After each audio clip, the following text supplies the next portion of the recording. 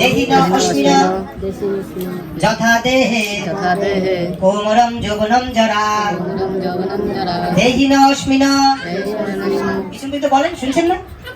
বলেন দেহিন অস্মিন যথা দেহে কোমরম যৌবনম জরা তথা দেহান্তর প্রাপ্তি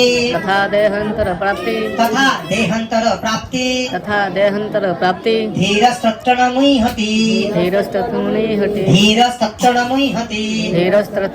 আবার বলি, অনেকে বলছে না। দেহিন অস্মিন যথা দেহে কোমরম যৌবনম জরা তথা দেহান্তর প্রাপ্তি ধীরস্তত্র মুহ্যতি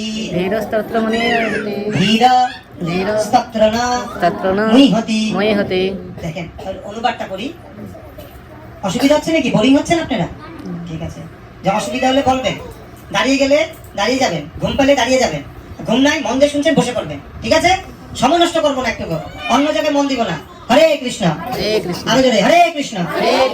হ্যাঁ, দেহির দেহ যেভাবে, এই দেহটার দেহি মানে আত্মা, দেহ মানে দেহ, দেহি মানে, হ্যাঁ শুনছেন সবাই, কৌমর যৌবন এবং জরার মাধ্যমে, কৌমর বয়স, যৌবন বয়স, হ্যাঁ কোমর মানে বাচ্চা, তো মানে 20 বছর পর্যন্ত যার বয়স কৌমরম, যৌবনম যৌবন 25 বছর থেকে যৌবন, বিয়ার কথা শুরু হয়ে যায় তার, হ্যাঁ যৌবন বয়স, কৌমর যৌবন এবং জরা, জরা মানে বৃদ্ধ।